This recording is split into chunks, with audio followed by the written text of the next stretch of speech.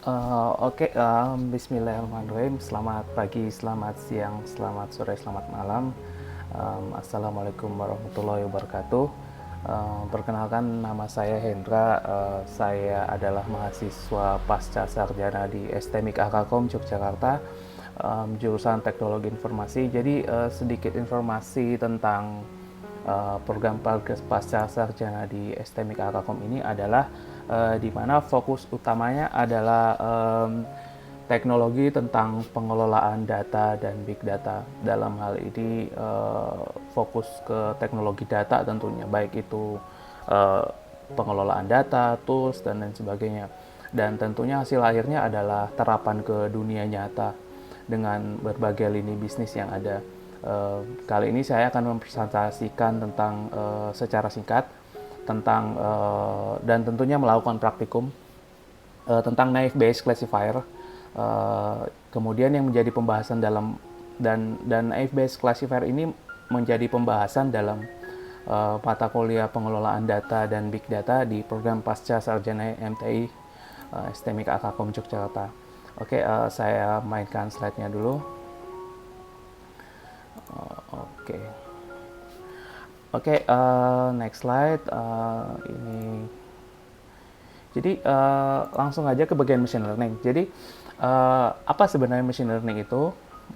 Jadi kalau kita melakukan searching gambar di Google, kita coba searching gambar di Google dulu. Machine learning. Kalau kita buka gambar, maka yang muncul itu agak-agak menyeramkan ya. Gambar lampu, otak manusia, jaringan-jaringan dan lain sebagainya. Ini sesuatu hal yang tentunya sangat-sangat kayaknya canggih sekali gitu loh. Padahal sebenarnya kalau kita masuk ke dalamnya itu masuk ke dalamnya tentu itu tidak semenyeramkan itu ya. Karena secara umum machine learning itu dibagi ke dalam dua bagian. Yang pertama adalah supervised learning dan unsupervised learning. Bedanya di mana? Nanti akan kita bahas di belakang. Cuman di sini saya akan mau mencoba melihatkan metode yang dipakai. Supervised learning itu ada klasifikasi, ada regression. Sementara unsupervised learning itu ada clustering, association, dan dimension reduction. Apa itu? Ya nanti kita bahas di belakang. Kalau untuk pengertiannya sebenarnya teman-teman bisa searching di Google ya. Namun yang ingin saya kasih ini adalah gambarannya bagaimana cara kerjanya secara sederhana. Kemudian kalau kita next, ini adalah contohnya. Supervised learning itu yang diinputkan itu adalah data. Kemudian ada output data. Jadi ada inputnya, kemudian ada outputnya. Sementara unsupervised learning dia cuma menginputkan data. Tidak ada outputnya. Justru outputnya itu adalah nanti dia bisa melakukan pattern, structure, atau discovery. Sementara supervised learning outputnya adalah prediksi atau prediction atau predictive model atau classified atau regression. Ada dua sebenarnya. Intinya sebenarnya gini, kalau supervised learning itu adalah kita dari data itu kita melakukan pelatihan, ada learning di data itu, sehingga kita bisa tahu bahwa data itu ketika kita melakukan prediksi kita bisa menghitung seberapa tingkat errornya atau seberapa tingkat kesalahan dari pengujiannya, kita bisa melakukan pengujian. Sementara unsupervised learning, data yang kita masukkan, kemudian mesin yang kita buat ini dia akan melakukan pengelompokan berdasarkan pattern tertentu, berdasarkan pola-pola tertentu dari sebuah data. Kalau kita lihat lebih jelasnya kira-kira seperti ini. Yang di atas ini adalah supervised learning. Kita input data, tapi kita buat anotasi terlebih dahulu bahwa kita akan memprediksi sebuah model namanya apel. Jadi kalau kita masukin apel, kita akan hasil keluarnya adalah dia akan menebak ini apel atau bukan apel, yes atau tidak gitu loh. Nah sementara unsupervised learning tidak ada anotasinya, tidak ada modelnya, tetapi kita bisa inputkan raw data mentah, kemudian unsupervised learning itu akan mempelajari setiap pola yang ada di situ, kemudian melakukan klasifikasi, yang apel mana aja, yang jeruk mana aja, yang pisang mana aja. Dan ini tentunya tergantung kita mau pakai yang mana sebenarnya, supervised atau unsupervised learning, itu sebenarnya tergantung kasusnya masing-masing, terutama datanya masing-masing, datanya beda-beda tentunya. Cuman yang saya mau presentasikan di sini adalah supervised learning, di mana ada data, kemudian ada modelnya, ada anotasinya, sehingga kita ketika ada data baru yang dimasukkan, kita bisa memprediksi, oh itu adalah sebuah apel, oh itu adalah sebuah atau bukan apel misalkan gitu. Oke, lanjut. Ini adalah contohnya bagaimana supervised learning bekerja. Ada sebuah label dimasukkan ke dalam mesin, kemudian hasilnya adalah dia bisa mengelompokkan ini adalah sebuah kucing atau ini bukan kucing. Walaupun kucingnya itu bermacam-macam, ada yang warnanya beda-beda, ada yang ukurannya beda-beda, dan tipenya itu biasanya dua, melakukan klasifikasi, mensorting berdasarkan kategori tertentu, atau melakukan regresi mencari titik garis linearnya dan lain sebagainya. Oke, kita langsung ke bagian praktikum kita. Praktikum kita ini bahannya ada 6. Yang pertama saya menggunakan Google Colabs untuk codingnya, karena ya pinjam komputer Google aja kasarannya gitu. Kemudian saya menggunakan NumPy, kemudian saya menggunakan Pandas, kemudian Pandasnya 2, harusnya bukan Pandas ya, harusnya ini adalah sklearn. Saya akan update ini. Sklearn itu websitenya apa ya, sebentar. Sklearn itu ini sklearn.org. Langsung aja ya, nggak usah ini. NumPy ini websitenya, kemudian Panda ini websitenya. Jadi saya menggunakan 3 library, scikit-learn, kemudian menggunakan NumPy, kemudian Pandas. Kemudian saya sistem operasi menggunakan Ubuntu, dan satu lagi saya presentasi ini menggunakan Google Slides.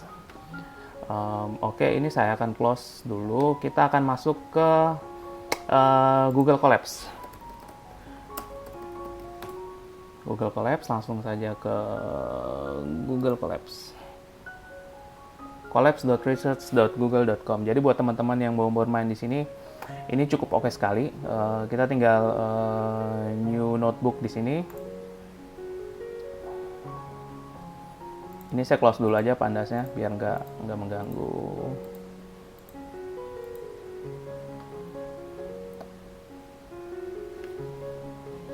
Oke, kemudian ini saya kasih nama latihan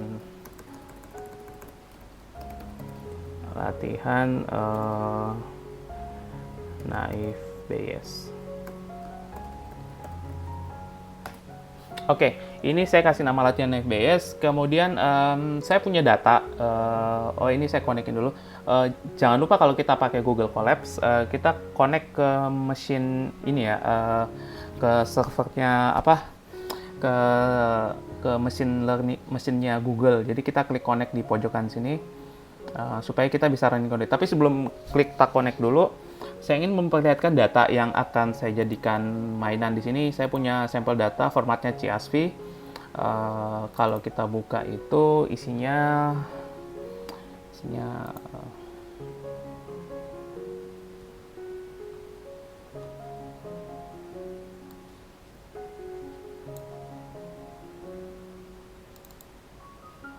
apa tadi?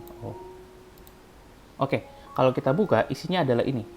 Ada lebar sepal, tinggi, lebar sepal, petal width, dan species. Oke, kita cari tahu dulu apa itu sepal.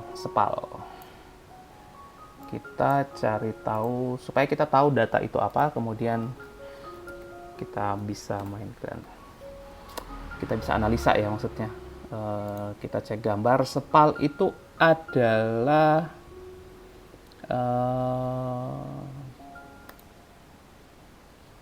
oh ternyata ini bunga. Oke, sepal itu yang dalam sini, sementara petal itu yang luar sini. Bunga di dalam, bunga di luar, kira-kira seperti itu. Kemudian ada data lebar besarnya. Kemudian kita bisa mengklasifikasi mana yang iris versicolor, mana yang iris virginica. Apa itu iris versicolor sama iris virginica? Iris versicolor. Kita langsung ke gambar. Ini adalah gambar iris versicolor. Bunga, warnanya ungu dengan garis-garis pola di dalamnya. Kemudian sambil menunggu kita cari iris virginica. Kita cari gambar juga. Ternyata iris virginica sama modelnya. Sama ya.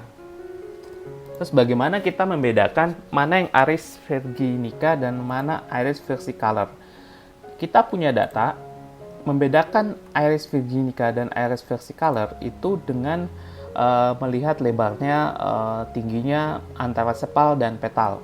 Nah, nanti data ini yang akan kita training, kemudian kita prediksi. Setelah kita prediksi, kita akan uji coba. Apakah prediksi kita berhasil atau gagal menggunakan naive Bayes. Dan naive Bayes itu polanya kita punya data dan kita punya hasil. Ini adalah data, ada 4. Dan ini adalah hasilnya. Sehingga kalau kita punya hasil seperti ini, kita tahu nih, berdasarkan jika kita punya data baru, kemudian data baru itu kita masukkan, berdasarkan histori sebelumnya, kita bisa mengklasifikasi ini tuh masuk yang mana gitu. Kira-kira seperti itu. Ini saya biarin terbuka dulu, kemudian masuk ke naive Bayes tadi, saya konekin terlebih dahulu.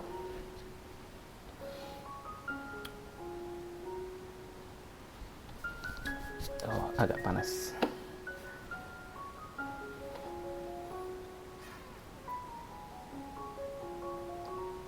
Oke, dia udah connect.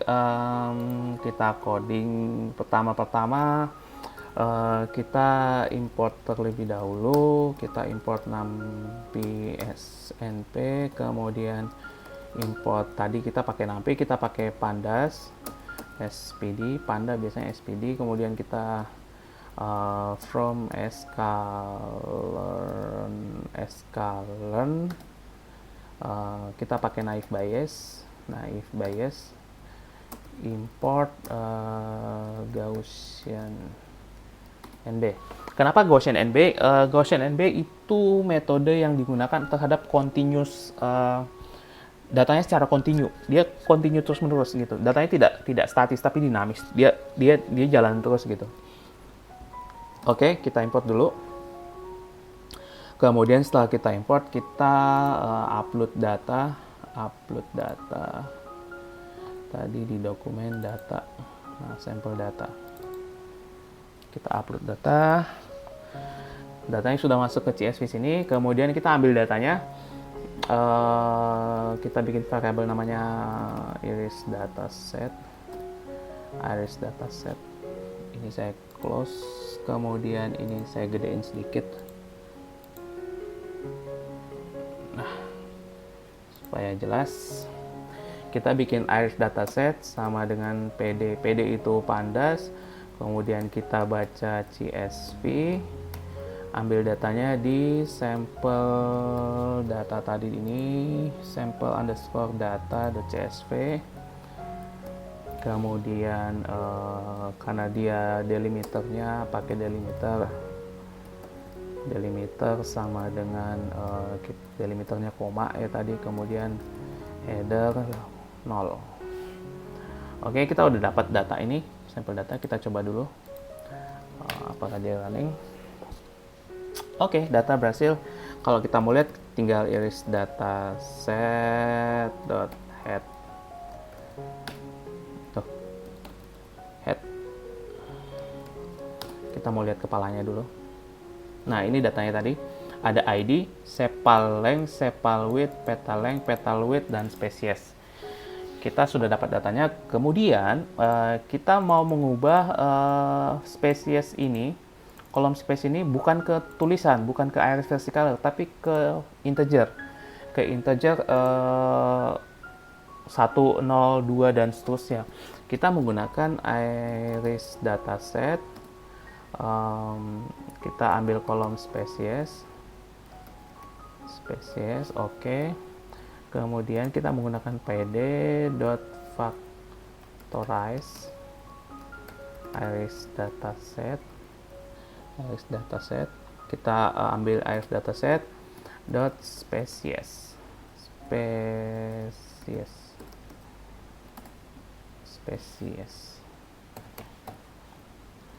Kemudian yang kedua, setelah kita merubah ke angka, kita menghapus kolom pertama. ID ini kita nggak pakai. Kolom ID ini kan 1, 2, 3 dan seterusnya kita nggak pakai, kita hapus. Jadi codingnya adalah iris dataset. Kita hapus sama dengan iris dataset dot drop. Yang kita drop adalah labels ID, axis sama dengan 1. Oke. Script yang atas kita fungsinya untuk mengubah spesies ini menjadi 001 dan seterusnya. Kemudian kita drop hasilnya, kita running. Oh, ada error. Factorize itu tidak ada, berarti salah. Nggak pakai D, berarti factorize. Oke, kita lihat lagi iris dataset .head. Kita lihat datanya sudah kayak apa. Oke, kita sudah berhasil membuang ID dan spesies kita sudah berhasil mengubah ke 0. Berarti iris vertikal 0, satu lagi iris vertikal adalah 1. Setelah itu kita merubah data frame. Iris dataset kita ubah ke NumPy, ke array NumPy. Jadi data ini kita ubah ke array. Berarti ini array 2 dimensi ya. Kita ubah ke iris dataset .toNumPy. Ini adalah script untuk mengubah dataset ke array NumPy. Kita running. Oke, berhasil. Kita sudah berhasil ke itu. Kemudian kita akan melakukan training data. Pertama, kita melakukan data training. Kita bikin variable data training. Data training adalah concatenate. Concatenate itu bahasa menggabungkan. Jadi kita ambil gini. Saya kasih selesai codingnya dulu, kemudian saya jelaskan. Iris dataset. Kita ambil dataset yang ke 0 sampai 40. 0 sampai ke 40, kemudian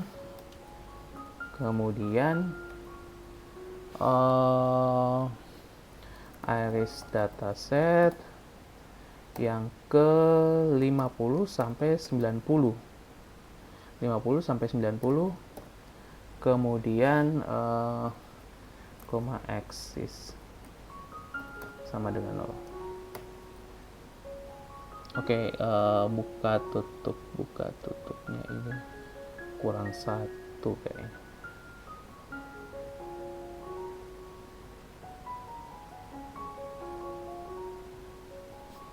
Oke, ini saya naikin dulu biar kelihatan. Oke, ini buka tutup. Oke, jadi kalau kita lihat Excel tadi, kita punya 100 data. Oke, 100 data, tapi kita tidak mengambil semua data untuk pengujian. Data yang kita ambil adalah data yang pertama sampai data ke-40, kemudian data ke-50 sampai ke-90, dari 50 sampai ke 90. Sedangkan data yang ke-40 sampai ke-50 dan 90 sampai 100 kita akan gunakan untuk pengujian. Itulah data training ini. Sedangkan data testingnya tinggal sisanya aja. concatenate ini adalah dijadiin satu ya. Jadi 0 sampai 40 kemudian tengahnya dibuang, 50 sampai 90 diambil jadiin satu. Jadiin satu array. Dia cuma ngambil itunya aja. 0 sampai 40, 50 sampai 90. Kemudian di sini ada testing lagi. Kita ngambil data lagi sama concatenate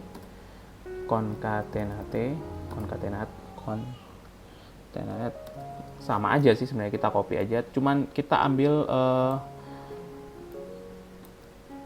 bukan 0 sampai 40 tapi 40 sampai 50, kemudian di sini 90 sampai 100. 90 sampai 100. Axis sama dengan 0. Oke, kita coba running. Apa kita berhasil membagi? Oke, kita sudah membagi data. Berarti ada 80 data training dan ada 20 data testing. Oke, kemudian kita memecah dataset input dan label ya. Kita bikin input training sama dengan data training. Ambil data yang ke 0.24. Kemudian kita bikin input testing, data testing kita ambil sama 0,4 0,2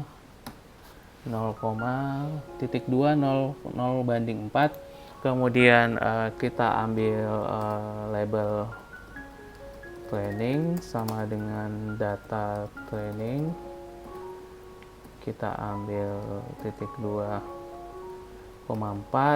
kemudian label testing sama dengan data testing, input testing, data testing, label training, data training, label testing, data testing. Oke, ini kita ambil 0,4. Oke, 0,4.2, 0,4. Oke. Jadi kita udah memecah data, kita pecah ke input dan label. Oke, kita running dulu. Oke, kita berhasil memecah data.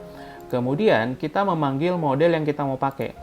Kita pakai model sama dengan Gaussian NB. Model kita pakai Gaussian NB, kemudian model sama dengan model.fit. Kita melakukan training. Di sini ada input training. Kita pakai input training, labelnya label training. Jadi ada input, ada label supaya ada namanya ya. Kemudian kita tes. Oke, udah, kita print label sebenarnya,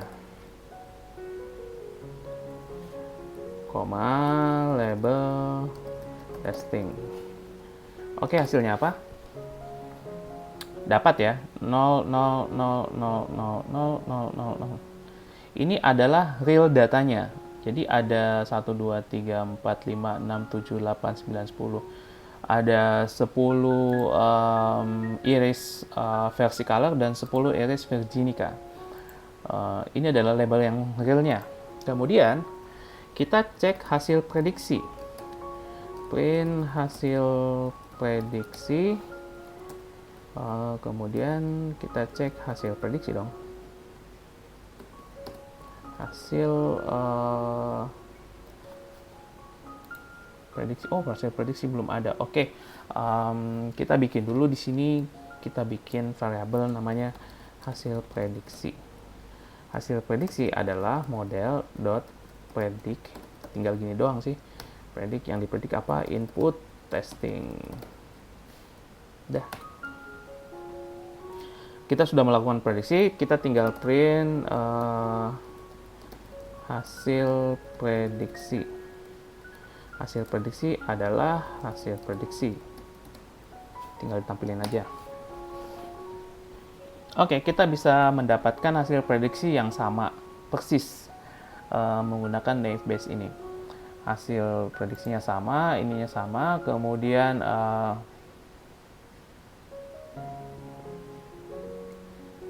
kita hitung akurasinya. Cara menghitung akurasi adalah kita bikin variabel dulu. Prediksi benar adalah hasil prediksi sama dengan label testing dot sum. Prediksi salah adalah hasil prediksi tidak sama dengan label testing dot sum. Oke. Kemudian kita cek prediksi benar,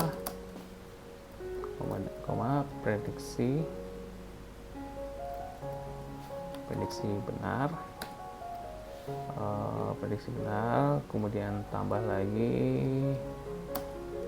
data. Tuh. Oke, kita cek prediksi benar. Prediksi benar, kita benar-benar memprediksi ada 20 data. Kemudian kita cek print prediksi salah.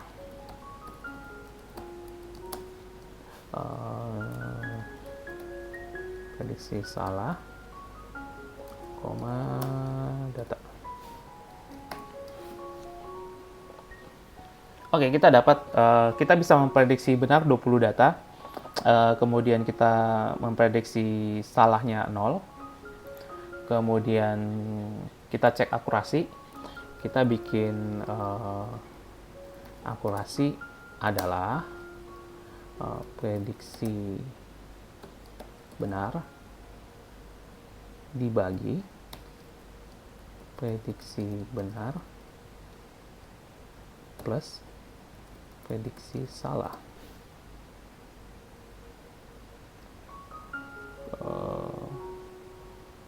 Dikali 100.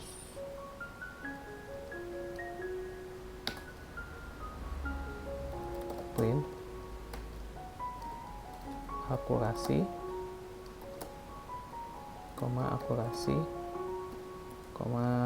kasih persen di belakangnya. Oke. Kita dapat akurasi 100%. Dari sini kita bisa membuktikan bahwa akurasi terhadap prediksi kita mengklasifikasi berdasarkan data yang ada di lebar dan tinggi, baik itu sepal dan petal, di mana dari data yang ke 40 sampai ke 50 adalah ini realnya, tapi kita melakukan prediksi dan tepat. Kira-kira seperti itu. Kira-kira seperti ini codingnya. Kemudian balik ke slide saya tadi.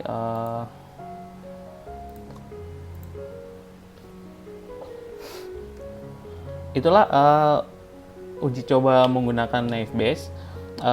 Tentunya uji coba menggunakan naive Bayes ini bisa berbagai macam tergantung datanya. Cuman yang metode yang saya gunakan adalah Gaussian, karena Gaussian itu datanya dia jalan terus dan kita bisa menambahkan data di tengah atau di akhir dan lain sebagainya. Saya rasa cukup sekian. Buat teman-teman yang mau berdiskusi, komunikasi, bisa ke email sarjanakomputer88@gmail.com atau bisa ke Facebook. Saya juga punya LinkedIn ataupun ada Twitter. Silakan komunikasi dengan saya di situ. Sekian dari saya. Billahi taufiq wal hidayah. Assalamualaikum warahmatullahi wabarakatuh.